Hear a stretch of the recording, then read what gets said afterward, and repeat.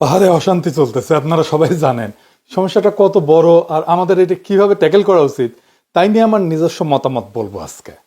যদিও আমি দেখতে পারতেছি আমার পাঠক দর্শকদের বেশিরভাগ অংশই একটা মতামত অলরেডি নিয়ে ফেলছেন, কিন্তু আমরা সব মতকে বিবেচনায় নিয়ে একটা সমাধানের দিকে আগাবো। এইটা মানতে তো আমাদের কোনো অসুবিধা নাই, তাই না, যে পার্বত্য চট্টগ্রামের সমস্যা জটিল। আর এটাও মানতে অসুবিধা নাই যে এই সমস্যার সমাধান আমাদের করতেই হবে। আমাদের ভুলে গেলে চলবে না পার্বত্য চট্টগ্রাম বাংলাদেশের সার্বভৌম সীমানার মধ্যে, আর পার্বত্য চট্টগ্রামের বাসিন্দারা বাংলাদেশের নাগরিক। এটা মাথায় নিয়ে চিন্তা করলে সমস্যার সমাধান খুব সহজ হয়ে যাবে। আগে আমরা পার্বত্য চট্টগ্রামের সেই অশান্তির ইতিহাসটা একটু দেখে আসি, তাছাড়া আমরা বুঝবো না কোথায় থেকে এটা শুরু হইলো, কে এটা বড় করলো, আর কোন মাথামোটা রাজনৈতিক নেতার কারণে আজকে পাহাড়ের এই অশান্তি। আসেন ইতিহাসটা একটু দেখে আসি। বাংলাদেশের পাহাড়ি তিনটা জেলা, রাঙামাটি, বান্দরবন আর খাগড়াছড়ি, যেটাকে চিটাগাং হিল ট্র্যাক্টস বলা হয়, সেটা নিয়ে 1971 সালের পর থেকে একটা অশান্তি চলে আসতেছে। এই অশান্তির কারণ কি, এর ব্যাপকতা কত দূর, আর এর সমাধানই কি? হিল ট্র্যাক্টস অশান্ত হয় 71 সালের পর, নতুন বাংলাদেশের সংবিধান প্রণয়নের সময় থেকে, আর একটু ভালো করে বলা যেতে পারে যে 1971-এর যুদ্ধের সময় থেকে। এই নিয়ে সাপ্তাহিক বিচিত্রায় 1984 সালে চিন্ময় মুৎসিদ্দি একটা আর্টিকেল লিখে খুব সাড়া ফেলছিল। সে আর্টিকেলটার শিরোনাম ছিল পার্বত্য চট্টগ্রাম অশান্ত কেন। এইটা সাহেব পাতাটা একটু দেখান। উনি লিখতেছেন, 72-এর শাসনতন্ত্র প্রণয়ন পর্যন্ত সংসদ সদস্য মানবেন্দ্র নারায়ণ লারমা উপজাতি জনগণের বঞ্চনা সংকটের অবসান ঘটাবার শাসনতান্ত্রিক রূপকল্পের জন্য প্রচেষ্টা চালান, কিন্তু উপজাতি জনগণের জন্য কোনো প্রকার শাসনতান্ত্রিক নিরাপত্তা আদায়ে তিনি ব্যর্থ হন। জনসংহতি সমিতির অনেক নেতাকর্মী এমন মত পোষণ করেন যে শান্তিপূর্ণ গণতান্ত্রিক পথে পার্বত্য চট্টগ্রামের উপজাতি সমস্যার সমাধান হতে পারে না। অন্যদিকে মুক্তিযোদ্ধা নামধারী এক শ্রেণীর বাঙালি পার্বত্য চট্টগ্রামে ত্রাসের রাজত্ব চালায় যাচ্ছিল, হত্যা, লুণ্ঠন, নারী ধর্ষণ, জমি দখল ইত্যাদি চালাচ্ছিল নির্বিবাদে। বারবার জানানো সত্ত্বেও এইসব নৃশংস কর্মকাণ্ড দমনের চেষ্টা সরকারিভাবে করা হয়নি। তাহলে শুরু হয়েছে 1971 সাল থেকে। ইন্ডিয়া মনে করতো যে এইখান থেকে সেভেন সিস্টার্সে অস্ত্র যায় মিজো বিচ্ছিন্নতাবাদীদের কাছে, তাই এদিক দিয়া রয়ের তত্ত্বাবধানে স্পেশাল ফ্রন্টিয়ার ফোর্স পাঠায়। 1971-এর সাথে ছিল মুজিব বাহিনী। তারা সাধারণ মানুষকে মাইরা কাইটা গ্রামের পর গ্রাম জ্বালায় দেয়। এটা আমি আলাপ করছি আগের একটা এপিসোডে, এই যে এপিসোড দেখে নিয়েন, তাও আলাপটা আবার করি। আসেন দেখি 1971 থেকে কিভাবে এই অশান্তিটা শুরু হইল। ভারতের তরফ থেকে বাংলাদেশের মুক্তিযুদ্ধের সংশ্লিষ্টতার একটা বড় উপাদান ছিল একটা বিশেষ বাহিনীকে পার্বত্য চট্টগ্রাম দিয়ে অপারেশনে পাঠানো। এইটা করতে চাইছিল। এই বাহিনীর নাম ছিল স্পেশাল ফ্রন্টিয়ার ফোর্স। এটা ছিল রয়ের একটা ফোর্স। জেনারেল উবান ছিলেন এই ফোর্সের প্রথম ইন্সপেক্টর জেনারেল। 1962 সালের শেষ দিকে এই ফোর্সটা গড়ে ওঠে। 71 সালে এই জেনারেল উবানই ছিল মুজিব বাহিনীর প্রশিক্ষক। মুজিব বাহিনী কি ছিল জানেন তো? ছাত্রলীগ, যুবলীগ, আওয়ামী লীগের যৌথ গেরিলা বাহিনী। এরা কিন্তু যুদ্ধ করেনি, আর আজকে তারা মুক্তিযুদ্ধের সিপাহসালার হয়ে গেছে। এই যে ফজা পাগলা, এও মুজিব বাহিনীর কমান্ডার ছিল। উবান শুধু মুজিব বাহিনীর প্রশিক্ষক ছিল না, রক্ষী বাহিনীরও প্রশিক্ষক ছিল।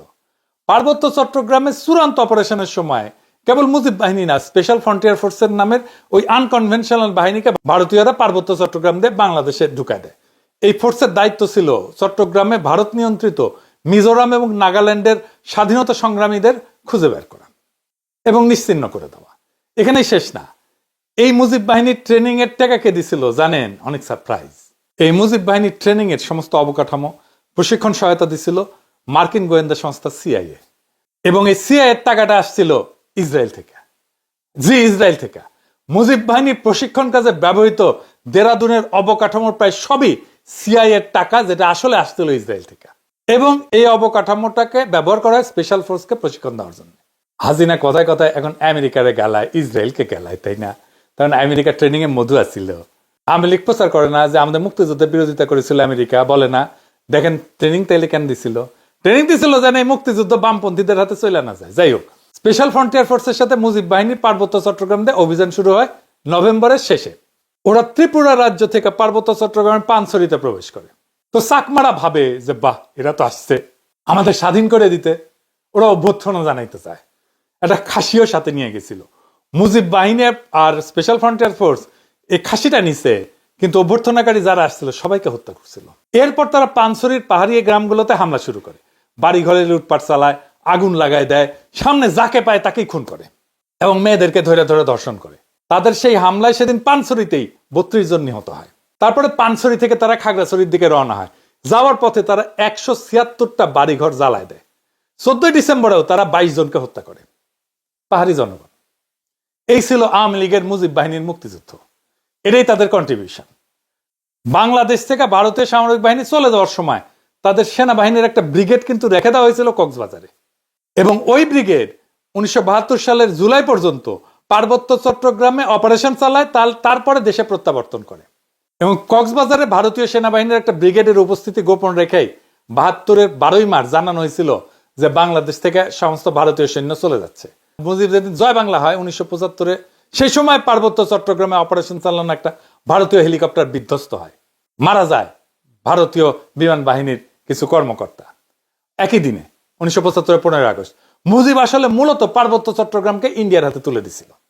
আর সেই ইতিহাসে আর গেলাম না, কিন্তু এখন পার্বত্য চট্টগ্রাম নিয়ে ইন্ডিয়ার পরিকল্পনা কি, আসেন সেটা একটু বুঝে দেখি। ইন্ডিয়ার একটা দুর্বল জায়গা আছে না, চিকেন নেক বইলা, যেটা দখল নিতে পারলে 7 সিস্টার আলাদা করে দেওয়া যাবে। ইন্ডিয়া সেটা নিয়ে সবসময় প্যারার মধ্যে থাকে। আমাদেরও একটা উইক জায়গা আছে, সেটা হইতেছে ফেনী, যা আমাদের বাংলাদেশের মূল ভূখণ্ডের সাথে পার্বত্য চট্টগ্রাম এবং চট্টগ্রামকে যুক্ত করছে। ওই জায়গা দিয়ে পার্বত্য চট্টগ্রামকে আলাদা করে যদি দিতে পারে ইন্ডিয়া, তাহলে চিকেন নেক নিয়ে তার না ভাবলেও চলবে, সে মুফতে একটা সমুদ্র বন্দর পেয়ে যাবে। তাই সে পার্বত্য চট্টগ্রামের সব বিচ্ছিন্নতাবাদীদেরকে অকাতরে সাপোর্ট দেয়, শান্তি বাহিনীকে সাপোর্ট দিছে। তারা জানে পার্বত্য চট্টগ্রাম যদি বিচ্ছিন্ন হয়ে একটা আলাদা রাষ্ট্র হয়, তাহলে এই ল্যান্ড লক একটা অতি ক্ষুদ্র অল্প জনগোষ্ঠীর ভূখণ্ডে ইন্ডিয়ার উপরে পুরো নির্ভর করা ছাড়া কোনো উপায় নেই। আর ওই অংশটা ইন্ডিয়া খাইয়া ফেলতে কোনো সমস্যা হবে না। তবে আমরা এই সমস্যার কথা সবাই জানি কম বেশি। কিন্তু দ্বিতীয় সমস্যাটা কি, এটা খুব জটিল এবং কম আলোচিত। সেই প্রসঙ্গে আমি আরেকটা আলোচনা করে নিই, আপনাদের বুঝতে সুবিধা হবে। হংকং আর চায়না মেনল্যান্ড, এই দুইটা ভূখণ্ড একই দেশের, কিন্তু সিস্টেম আলাদা। হংকং অশান্ত না? আপনি একটা দেশের দুইটা সিস্টেম করলে সেটা অশান্তির বীজ হয়ে থাকে। কারণ দেশ বা রাষ্ট্র একটা শরীরের মতো, এটা একটা রাজনৈতিক অর্থনৈতিক সংহতির দরকার আছে। ইকোনমিক সিস্টেম আলাদা হইলে রাজনৈতিক সংহতি রক্ষা করা দূর হয়ে যায়। কার্ল মার্কস বলছেন যে রাজনীতি হইতেছে অর্থনীতির ঘনীভূত রূপ। একটা দেশের ইকোনমি যেমন, রাজনীতিও তেমন। তো পার্বত্য চট্টগ্রামের ইকোনমি কি আলাদা? হ্যাঁ, আলাদা। ওদের বর্তমান ভূমি মালিকানা ব্যবস্থা খুব জটিল এবং বহুমুখী কাঠামোর উপর প্রতিষ্ঠিত, যা ঐতিহাসিক, সামাজিক এবং সাংস্কৃতিক এবং প্রশাসনিক কারণগুলোর একটা মিশ্রণ। এটা প্রধানত 3টা স্তরে বিভক্ত। একটা হচ্ছে ঐতিহ্যবাহী ভূমি মালিকানা ব্যবস্থা, এটা সবচেয়ে বড় ভূমি ব্যবস্থাপনা। আনুমানিক 50 থেকে 60% জমি ঐতিহ্যবাহী ভূমি ব্যবস্থাপনার মধ্যে পড়ে। 2 নম্বর হইতেছে জনজাতি ভিত্তিক মালিকানা। পার্বত্য অঞ্চলের প্রধান জনগোষ্ঠী যেমন চাকমা, মারমা, ত্রিপুরা এবং অন্যান্য উপজাতি গোষ্ঠীগুলো তাদের নিজস্ব ঐতিহ্যবাহী ভূমি ব্যবস্থাপনা পদ্ধতি অনুসরণ করে। এই ব্যবস্থায় জমির মালিকানা সাধারণত পরিবার বা গোষ্ঠীর মধ্যে থাকে এবং এটা মৌখিক ঐতিহ্য এবং নিয়মের ভিত্তিতে পরিচালিত হয়। জমি ভোগ দখল এবং ব্যবহার করার অধিকার আছে, কিন্তু তা প্রায় আইনগতভাবে নথিভুক্ত নয়, কোনো দলিল নাই। 3 নম্বর হইতেছে জুম চাষের জমি। পাহাড়ি অঞ্চলে জুম চাষের জন্য ভূমি ব্যবহার করা হয়, যা স্থানীয় জনজাতির একটা ঐতিহ্যবাহী কৃষি পদ্ধতি। এইখানে জমি ব্যক্তিগত মালিকানার অধীনে না, বরং এটা গোষ্ঠীগত ব্যবস্থাপনায় পরিচালিত হয়। এটা গেল পাহাড়িদের নিজস্ব মালিকানা পদ্ধতি। 2 নম্বর আছে সরকারি ভূমি মালিকানা। এর মধ্যে আছে সরকার ঘোষিত রিজার্ভ বন। পার্বত্য চট্টগ্রামের বড় একটা অংশ রিজার্ভ ফরেস্ট এবং সংরক্ষিত বন হিসেবে ঘোষিত। এই ভূমি বন বিভাগ দিয়ে নিয়ন্ত্রিত এবং এতে চাষাবাদ বা বসতি স্থাপন নিষিদ্ধ। তবে অনেক এলাকায় স্থানীয় জনগণ ঐতিহ্যগতভাবে এই ভূমি ব্যবহার করছে। এটাও কিন্তু ভূমি বিরোধের একটা কারণ। সরকারি প্রকল্প যেমন ধরেন কাপ্তাই লেক এবং বাঁধ প্রকল্পের জন্য ব্যাপক ভূমি অধিগ্রহণ করা হয়েছিল, যা স্থানীয় জনগণের ভূমি হারানোর অন্যতম কারণ হয়ে দাঁড়িয়েছে। আমরা এই প্রসঙ্গে আজকাল আলোচনা করবো না। এটা আনুমানিক 25 থেকে 30% ভূমি সংরক্ষিত বনাঞ্চলের অধীনে সরকারি ব্যবস্থাপনায় আছে। 3 নম্বর হচ্ছে আইনগতভাবে নথিভুক্ত মালিকানা। পাকা দলিলের মাধ্যমে মালিকানা। কিছু কিছু এলাকায় ব্যক্তি বা গোষ্ঠী তাদের জমির দলিল নথিভুক্ত করছে, রেজিস্ট্রি করছে। তবে এইটা পার্বত্য অঞ্চলে খুবই সীমিত এবং সমস্যাযুক্ত, কারণ অনেক জমির মালিকানার বিষয়ে সরকারি রেকর্ড এবং স্থানীয় ঐতিহ্যবাহী নিয়মের মধ্যে সংঘাত আছে। 2001 সালে পার্বত্য চট্টগ্রাম ভূমি বিরোধ নিষ্পত্তি কমিশন গঠিত হয়, যার উদ্দেশ্য ছিল ভূমি বিরোধ সমাধান করা। তবে এটা কখনোই কার্যকরভাবে ভূমি মালিকানা সমস্যার সমাধান করতে পারেনি। কিছু জমি স্থানীয় বা বাঙালি যারা সেটলার গেছে তাদের ব্যক্তিগত মালিকানায় এটা রেজিস্ট্রেশন হয়েছে। এটা খুবই সীমিত এবং বেশিরভাগ ক্ষেত্রে খুবই সমস্যাজনক। এটার মধ্যে প্রবলেম আছে নানা ধরনের। তো ঐতিহ্যবাহী নিয়ম এবং সরকারি রেজিস্ট্রেশনের মধ্যে যে বিভ্রান্তি, এটার কারণে জমি নিয়ে প্রায় বিরোধ দেখা যায়। আনুমানিক 10 থেকে 15% ভূমি ব্যক্তিগত বা দলিল ভিত্তিক মালিকানার আওতায় আছে। তো এই ভূমি ব্যবস্থার মূল সমস্যাটা কি? পার্বত্য জনগোষ্ঠী তাদের ঐতিহ্যগত নিয়মে জমি ভোগ দখল করলেও তা প্রায়ই সরকারি আইনে স্বীকৃত না। তারপরে উচ্ছেদ হয়, যেমন কাপ্তাই লেকে উচ্ছেদ হয়েছে, স্থানীয় জনগণের জমি হারানোর ঘটনা ঘটছে। রিজার্ভ বনের যে সিস্টেমটা আছে, এটা সংরক্ষিত বন, এখানে স্থানীয় জনগণ চাষাবাদ করতো ঐতিহ্যগতভাবে। তো এটা নিয়ে সরকারের সাথে একটা বিরোধ লেগে থাকে। তো সমতলের অনেকে বলে যে আমরা কেন পার্বত্য চট্টগ্রামে গিয়ে জমি কিনতে পারবো না? সমস্যা বুঝেছেন তো? আপনি কার কাছ থেকে জমি কিনবেন? দলিলই তো নাই। দলিল তো মুখে মুখে, মালিকানা তো আর ব্যক্তির না যে আপনি কারো কাছ থেকে কিনলেন। মালিকানা সামাজিক, প্রায় 60% জমির মালিকানা সামাজিক। এই বাস্তবতাটা তো বুঝতে হবে। এই সমস্যার সমাধান কি? ওয়ান কান্ট্রি টু সিস্টেম ব্যবস্থা আমাদের চালাইতে হবে, যতদিন পর্যন্ত না ব্যাপক সংখ্যাগরিষ্ঠ পাহাড়িরা এই সিস্টেম বদলানোর জন্য দাবি না করে।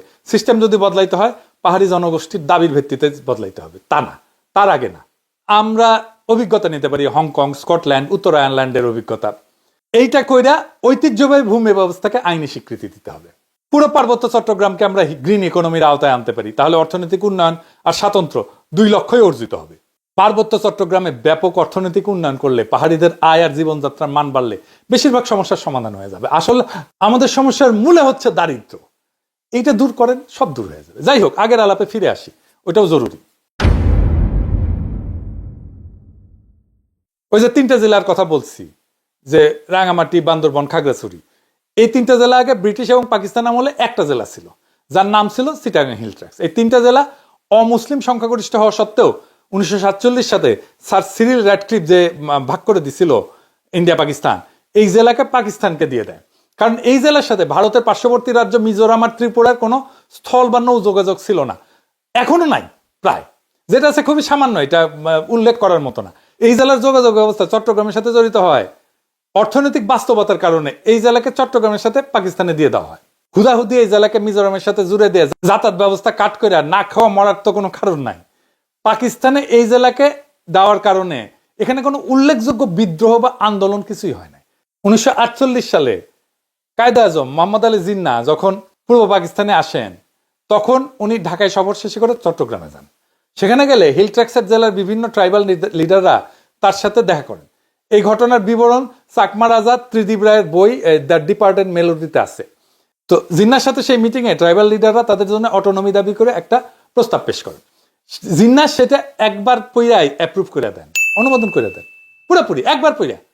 পাকিস্তান আমলে পাকিস্তান এই ট্রাইবগুলোকে অটোনোমাস হিসেবে রাখছিল, স্বায়ত্তশাসিত, এবং পাকিস্তানের সংবিধানেও এই অটোনমি স্বীকৃতি ছিল। এটা পাকিস্তানের 62 সালের সংবিধানের 223 নম্বর আর্টিকেল, যেখানে বলা আছে সেন্ট্রাল কিংবা প্রদেশের আইনসভা দ্বারা বানানো আইন ট্রাইবাল এলাকায় প্রযোজ্য হবে না। রাষ্ট্রপতি বা প্রেসিডেন্ট বিশেষ জরুরি পরিস্থিতিতে বিভিন্ন রেগুলেশন জারি করতে পারেন। এর ফলে পাকিস্তানের ট্রাইবাল এলাকাগুলোর গোত্রগুলা সর্দার দিয়ে স্বায়ত্তশাসিত ছিল। পাকিস্তানে কিন্তু খালি একটাই ট্রাইবাল এলাকা ছিল না, পশ্চিম পাকিস্তানেও সীমান্ত প্রদেশে অনেকগুলো পাঠান আর বালুচ ট্রাইব আছে, যারা তখন স্বায়ত্তশাসিত ছিল। যেমন ধরেন ডির, সোয়াত, চিত্রাল। পশ্চিম পাকিস্তানের এইসব জেলায় অনেক পাঠান ট্রাইব আছে। পাকিস্তানের সীমান্তবর্তী আরো এলাকা আছে, যেমন ধরেন বাজাউর, তারপরে মোহাম্মদ, তারপরে ওরাকজাই, তারপরে ওয়াজিরিস্তান, তারপরে কুররাম, তারপরে খাইবার, যেখানকার ট্রাইবগুলো সম্পূর্ণ স্বায়ত্তশাসিত ছিল। এই এলাকাকে পাকিস্তানে বলা হয় FATA, ফাটা মানে ফেডারেলি অ্যাডমিনিস্ট্রার্ড ট্রাইবাল এজেন্সি। এইটা পাকিস্তানের উত্তর পশ্চিম সীমান্ত প্রদেশের সরকারের জুরিসডিকশনের বাইরে ছিল। এদের জন্য আলাদা পেনাল কোড ছিল, যেখানে গোত্রপতিরা নিজেদের কালচার আর বিচার ব্যবস্থা অনুযায়ী বিচার করে সেটা রায় কার্যকর করতে পারত। সেটার নাম ছিল ফ্রন্টিয়ার ক্রাইমস রেগুলেশন বা FCR। পাকিস্তানের 2018 সালে FATA কে খাইবার পাখতুনখোয়া প্রদেশের সাথে একীভূত করা হয়। তো তাইলে যেইটা পাকিস্তান আমলে শান্ত ছিল, এটা ঝামেলা শুরু হইলো এই উগ্র বাঙালি জাতীয়তাবাদের নাম করে। পাকিস্তান ভাঙার পর থেকে রাজা ত্রিদীপ রায় তার বইতে লিখছে এইসব।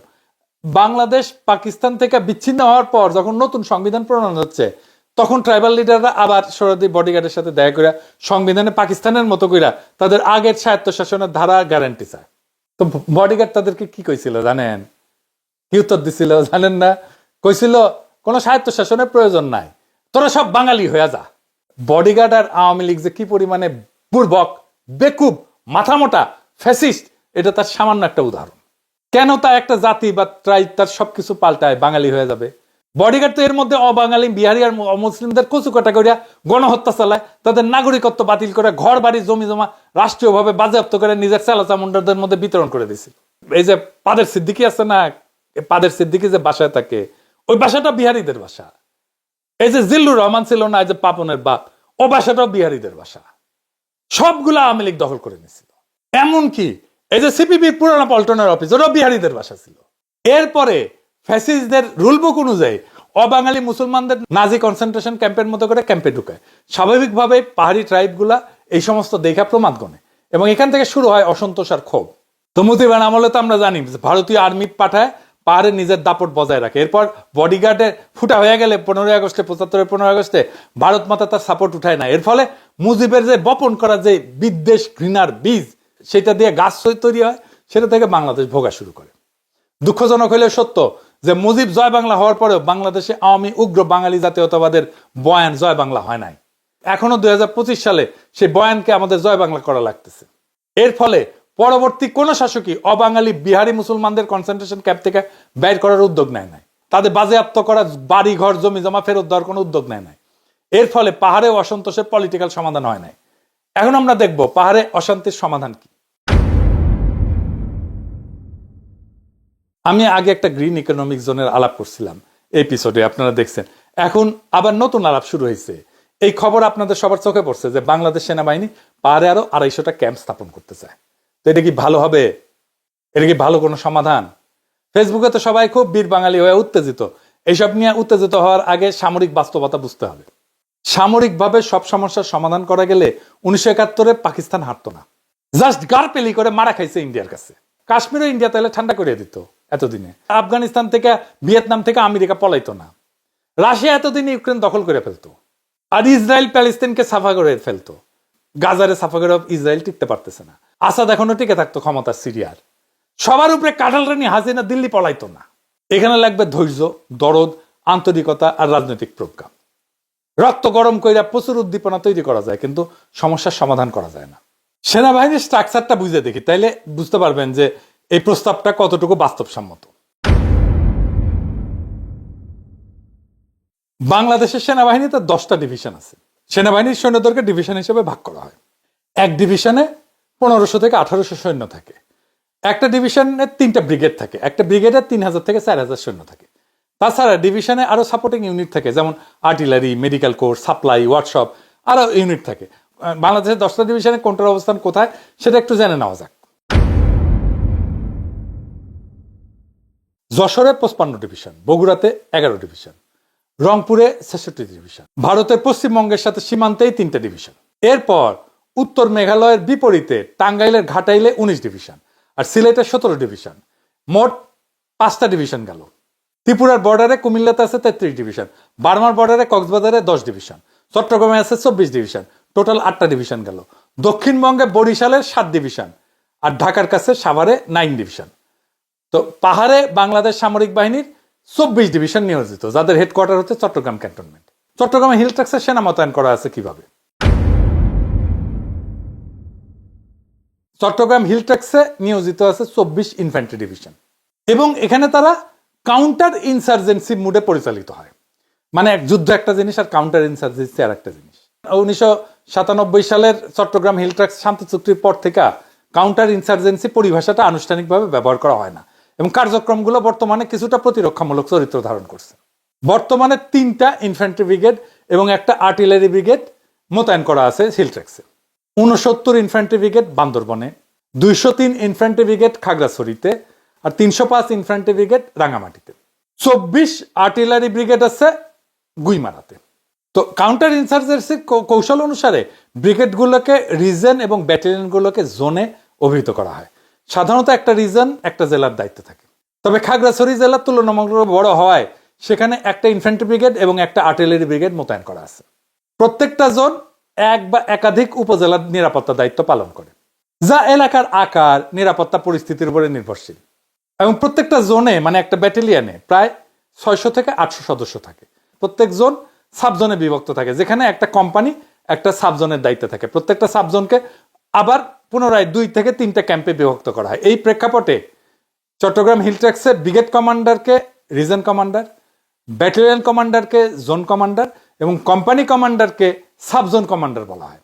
একটা ক্যাম্পে সাধারণত 30 থেকে 50 জন সেনা সদস্য থাকে এবং একজন অফিসারের দায়িত্বে থাকে। ক্যাম্প সাধারণত একটা প্লাটুনের কিছু বেশি শক্তি দিয়ে গঠিত হয়। সেনা ক্যাম্পের পাশাপাশি চট্টগ্রাম হিল ট্র্যাক্সে বিজেপি থাকে, সশস্ত্র পুলিশ থাকে, আনসার বাহিনীর ক্যাম্পও থাকে। নিরাপত্তা কার্যক্রম পরিচালনার ক্ষেত্রে এইসব ক্যাম্প সেনাবাহিনীর অপারেশন কমান্ডের অধীনে থাকে। এই কাউন্টার ইনসার্জেন্সি কার্যক্রমে চিটাগাং হিল ট্র্যাক্সের সেনাবাহিনীর মৌলিক ইউনিট হচ্ছে একটা ক্যাম্প। প্রত্যেকটা ক্যাম্পের নির্দিষ্ট দায়িত্বপূর্ণ এলাকা থাকে।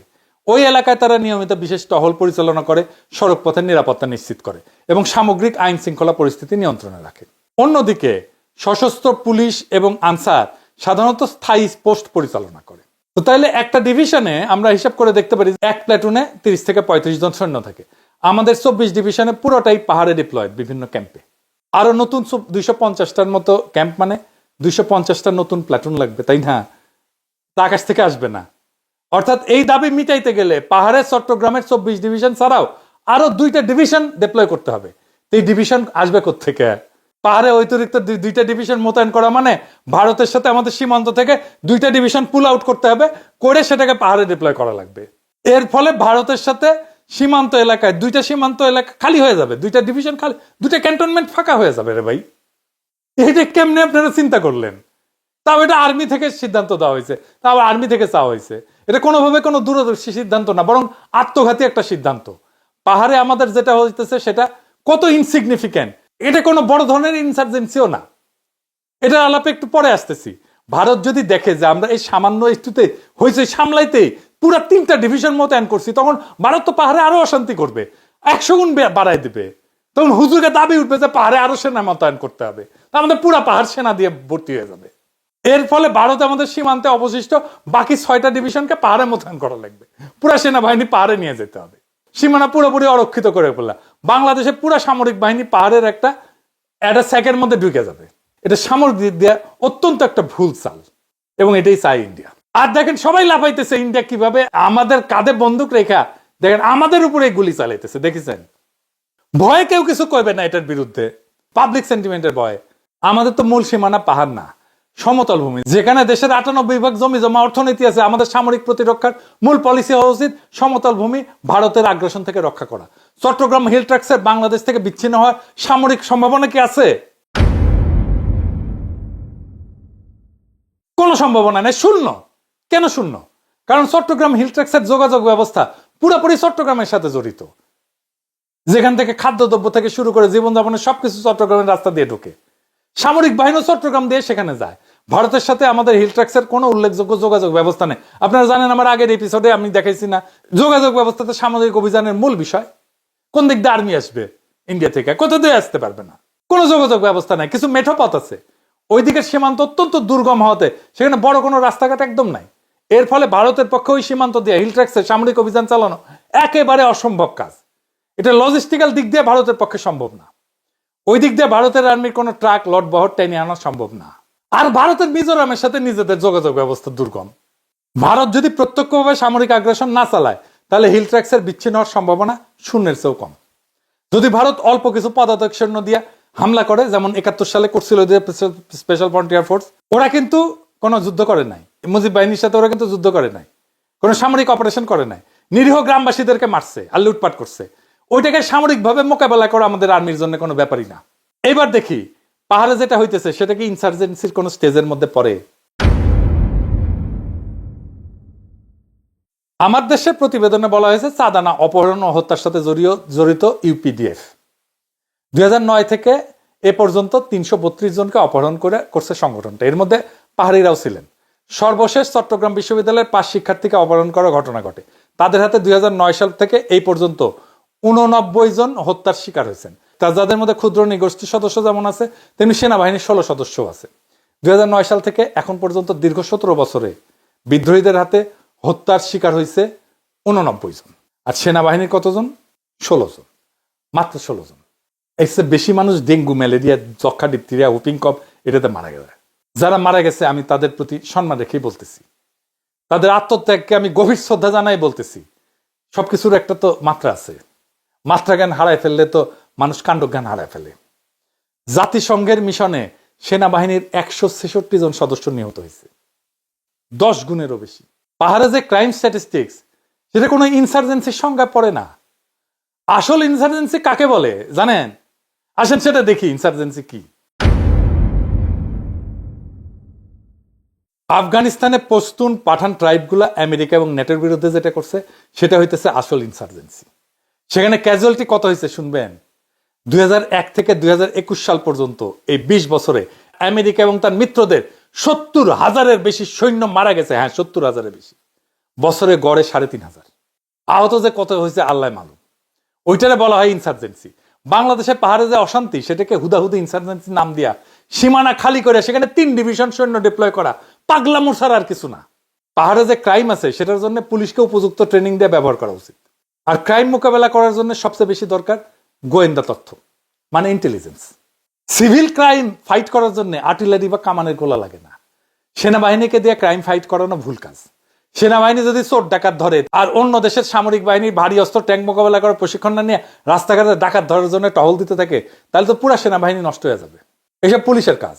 দরকার হলে পুলিশের লোকবল বাড়ানো উচিত, পুলিশের ইন্টেলিজেন্স কালেকশন ক্যাপাসিটি বাড়ানো উচিত, পুলিশের গোয়েন্দা সক্ষমতা বাড়ানো উচিত, পুলিশের বাজেট বাড়ানো উচিত। এই সমস্ত কাজে সেনাবাহিনী ব্যবহার একদম বন্ধ করা উচিত।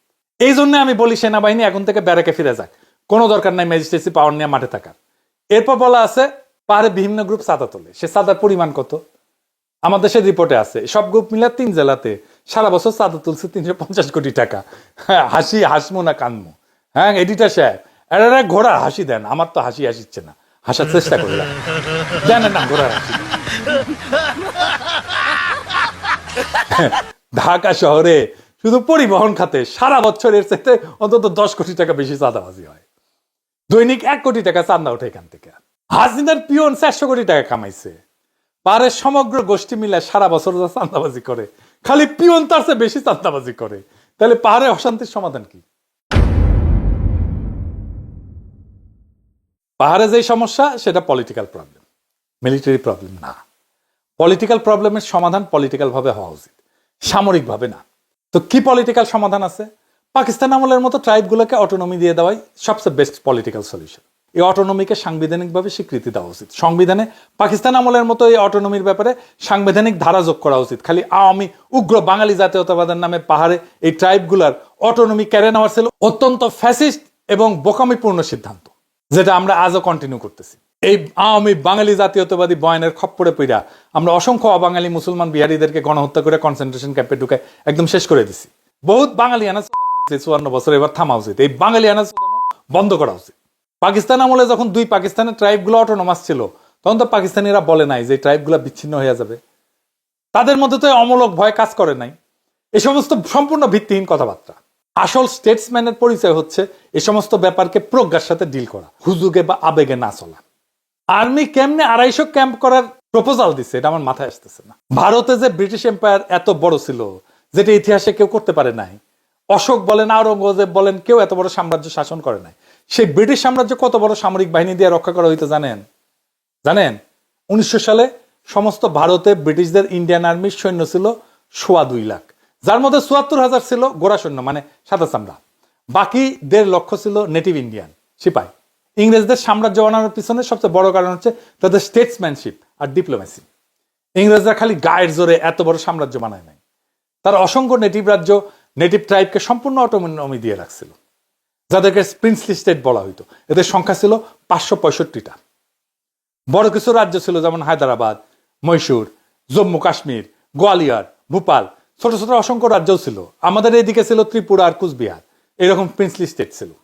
ইংরেজরা খালি এদের পররাষ্ট্রনীতি আর প্রতিরক্ষার দায়িত্ব ছিল, বাকি সবকিছুর দায়িত্ব নেটিভ রাজ্যগুলো নিজেরা নিজেদের মতো করে নিজেদের প্রথা অনুযায়ী কর তুইলা সেইটা নিজেরাই খরচ করত।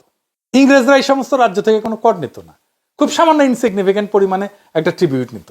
তা আমি জানি এখন আপনারা এখন বলবেন যে এতদিন যে জানতাম ইংরেজরা দেশীয় রাজ্য থেকে কর তুলতো, বলিউডে লাগান বলে একটা সিনেমা হয়েছে না, এই যে কর তোলা নিয়ে ক্রিকেট খেলা, আমির খান ছক্কা মেয়েরা ম্যাচ জিতায়, হ্যাঁ, এইসব বলিউডের গালগপ্প। বাস্তবে ব্রিটিশ ভারতে ইংরেজ সরকারের রাজস্ব কর তুলতো নিজেদের সরাসরি শাসন করা 11টা প্রদেশ থেকে মাত্র। সেটা দিয়ে ইংরেজরা সারা ভারতের সমস্ত খরচ চালাইতো। স্যার যদুনাথ সরকারের একটা বই আছে, ইকোনমিক্স অফ ব্রিটিশ ইন্ডিয়া নামে। সেখানে 1913 সালের বাজেটের একটা স্টেটমেন্ট দেওয়া আছে। ইংরেজদের রাজস্বের প্রধান খাত ছিল ভূমিকর, প্রায় 33%। এরপরে 28% আসতো কাস্টমস আর এক্সাইজ থেকে, মানে আকবরি শুল্ক থেকে। 17% আসতো রেল আর স্ট্যাম্প ডিউটি থেকে। আর 80% রাজস্বই 5টা খাত থেকে আসতো। লবণের উপরে একটা কর ছিল, এটা নিয়ে আবার আন্দোলন হয়েছিল। যাই হোক, সেইখান থেকে বছরে 4.5 কোটি রুপির একটু বেশি রাজস্ব আসতো, 5% মতো। এছাড়া বনভূমি থেকে কিছু ইনকাম ছিল।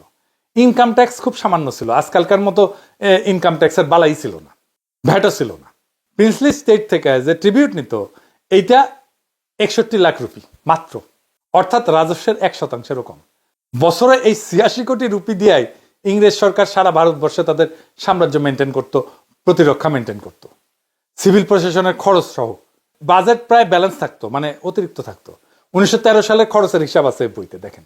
আসল পয়েন্ট হইতেছে প্রবল পরাক্রমশালী ইংরেজ সরকার, মহারানী ভিক্টোরিয়া, পাকিস্তানি সরকার, আইয়ুব খান, এরা যদি ট্রাইবগুলোকে অটোনমি দিতে পারে কোনো ধরনের অমূলক ভিত্তিহীন ভয় ছাড়া, তাহলে বাঙ্গুদের সমস্যা কোথায়? সমস্যা আসলে কোথাও না। সমস্যা হচ্ছে বাঙ্গুদের উগ্র বাঙালি জাতীয়তাবাদী বয়ান। এটা মাথা থেকে ঝাইরা ফেললে সব সমস্যার সমাধান আছে। পাহাড়ের ট্রাইবগুলোকে অটোনমি দিয়ে এম্পাওয়ার করে তাদের নিজস্ব ইনস্টিটিউট করতে দেওয়াই সবচেয়ে বেস্ট সমাধান। আপনি দেখেন না, সমতলে এমন কোন নেতা নাই যাদেরকে পাহাড়িরা বিশ্বাস করে। এটা তো বড় সমস্যা। পাহাড়ের ট্যুরিজম থেকে যে রাজস্ব আসে, সেটা সম্পূর্ণ পাহাড়ি ট্রাইবগুলোর কাছে চলে যাওয়া উচিত। তাহলে তারা নিজেদের অর্থনীতির স্বার্থে ট্যুরিজম প্রমোট করবে, আর সেখানকার আইন শৃঙ্খলা নিজেদের পুলিশ দিয়ে রক্ষা করবে। ব্রিটিশ ভারতের প্রিন্সলি স্টেটগুলো নিজেদের পুলিশ আইন শৃঙ্খলা বাহিনী দিয়া নিজেদের রাজ্যের ভিতরে আইন শৃঙ্খলা মেনটেন করত। কখনো কোনো সাহেব বা ভারতীয় ট্যুর করতে যায় সমস্যা হয় না জীবনে। সাহেব মেম সাহেবরা 1-2 নির্ভয়ে সারা ভারতবর্ষ চড়ে বেড়াতো, শিকার করত। তাদের নেটিভ রাজ্যগুলোতে কখনোই আইন শৃঙ্খলা নিয়ে কোনো ধরনের সমস্যা ফেস করতে হয় নাই তো। জম্মু কাশ্মীর রাজ্য যেখানে অনেক ট্যুরিজম ছিল, সেটা শাসন করত ডোগরা বংশীয় রাজারা। ইংরেজ সরকারের কোনো সৈন্য সেখানে ছিল না। কাজেই পাহাড়ি ট্রাইবগুলোর অটোনমি সেখানকার ট্যুরিজমের জন্য অত্যন্ত সহায়ক হবে, আর সেটাকে তারা নিজেরাই নিরাপদ করে তুলবে। সবশেষে আসি জমি জমার ব্যাপারে। যেহেতু পাহাড়িদের জমি ব্যবস্থাপনা আলাদা, এটা ডিস্টার্ব করা উচিত হবে না। কাশ্মীর যখন ভারতে যোগ দিছিল, কাশ্মীরের অটোনমির জন্য ভারতের সংবিধানে 370 আর্টিকেল ছিল। এর ফলে কাশ্মীরিরা নিজেদের জন্য অতিরিক্ত আইন বানাইতে পারত, যেটা ভারতের অন্য নাগরিকদের বিভিন্ন অধিকারকে ওভাররাইড করত। যেহেতু কাশ্মীরের ডেমোগ্রাফিক্সের পরিবর্তন একটা বড় একটা এক্সপ্লোসিভ রাজনৈতিক ইস্যু, তাই কাশ্মীরিরা আইন করেছিল যে ভারতের বাইরে অন্য রাজ্যের মানুষ কাশ্মীরে এসে জমি জমা কিনতে পারবে না। কাশ্মীরের মুসলমানদের যৌক্তিক ভয় ছিল যে তা না হলে ভারতের অন্য রাজ্য থেকে হিন্দু মাইগ্রেট করে কাশ্মীরের ডেমোগ্রাফিতে মুসলমান সংখ্যাগরিষ্ঠ থেকে সংখ্যালঘু বানায় ফেলবে। হিন্দুত্ববাদী বিজেপি আর মোদী এই জন্যই ক্ষমতা এসে 2019 সালে ভারতের সংবিধানে এই আর্টিকেল 370 বাতিল করে দেয়। ফলে কাশ্মীর উপত্যকা বিক্ষোভে উত্তাল হয়ে পড়ে। ভারত পুরা 1.5 বছর কাশ্মীরের লকডাউন, যোগাযোগ ব্ল্যাকআউট আর ইন্টারনেট সংযোগ বন্ধ করে রাখছিল। আমরা কি মোদীর মতো হব? কাশ্মীর যেভাবে ঠান্ডা করতে চাই, আমরা সেভাবে পার্বত্য চট্টগ্রাম ঠান্ডা করতে চাই? আমাদের পাহাড়ের জন্য বেস্ট সমাধান হচ্ছে পাহাড়ি ট্রাইবগুলোকে অটোনমি দেওয়া, ট্যুরিজম সহ বিভিন্ন রাজস্ব পুরোটাই তাদেরকে দিয়ে দেওয়া, তাদের দিয়েই লোকাল আইন শৃঙ্খলা মেনটেন করানো, আর পাহাড়িদের ভূমি ব্যবস্থাপনার রাষ্ট্রীয় স্বীকৃতি দেওয়া, 1 country 2 system। পার্বত্য চট্টগ্রামের সংকট এটা সামরিক না, একেবারেই রাজনৈতিক। ইতিহাস, অর্থনীতি আর সামাজিক বাস্তবতা প্রমাণ করে দিছে যে বন্দুক দিয়া পাহাড়ে শান্তি আনা যাবে না, যায়নি এতদিন, বরং সেটা অশান্তিকে দীর্ঘস্থায়ী করছে। সমাধান লুকায় আছে পারস্পরিক শ্রদ্ধা, রাজনৈতিক প্রজ্ঞা আর ন্যায্য স্বীকৃতির মধ্যে। আমাদের সামনে 2টা পথ খোলা আছে। একদিকে উগ্র জাতীয়তাবাদী হুজুগ, যা কেবল নতুন ক্ষত তৈরি করবে। অন্যদিকে প্রজ্ঞার পথ, যেখানে পাহাড়ি জনগোষ্ঠীর ঐতিহ্য এবং স্বায়ত্তশাসনকে সাংবিধানিক মর্যাদা দিয়া রাষ্ট্রকে আরো শক্তিশালী করা সম্ভব। যদি আমরা ব্রিটিশ আমল, পাকিস্তান আমল কিংবা বৈশ্বিক উদাহরণ থেকে শিক্ষা নেই, তাহলে বুঝবো অটোনমি মানে বিচ্ছিন্নতা না, বরং সেটাই টেকসই শান্তি এবং উন্নয়নের নিশ্চয়তা। 1970-এর নির্বাচনে বাঙালিরা অটোনমি চাইছিল পাকিস্তানের কাছ থেকে, সেইটা দিলে পাকিস্তান ভাঙত না। তাই এখন প্রয়োজন সাহসী নেতৃত্বের, যারা আবেগ না দূরদর্শী কৌশল দিয়ে আগাবে। পাহাড়ি বাঙালি মিলেই যদি আমরা 1 দেশ 2 ব্যবস্থা মডেলে আস্থা রাখি, তবে গ্রিন ইকোনমি, পর্যটন, শিক্ষা, স্বনির্ভরতার পথে নতুন দিগন্ত উন্মোচিত হবে। পাহাড়কে জয় করার জন্য সেনা না, দরকার আস্থা এবং শান্তির পথ তৈরি করার। গুলি না, দরকার রাজনৈতিক প্রজ্ঞার ভালোবাসা। এই পথে হাঁটলেই পাহাড়ে অশান্তি মিলায় যাবে, আর বাংলাদেশ সত্যিকার অর্থেই একটা সমন্বিত, ন্যায়ভিত্তিক, ইনসাফপূর্ণ, শক্তিশালী রাষ্ট্র হিসেবে দাঁড়াবে। ইনকিলাব জিন্দাবাদ।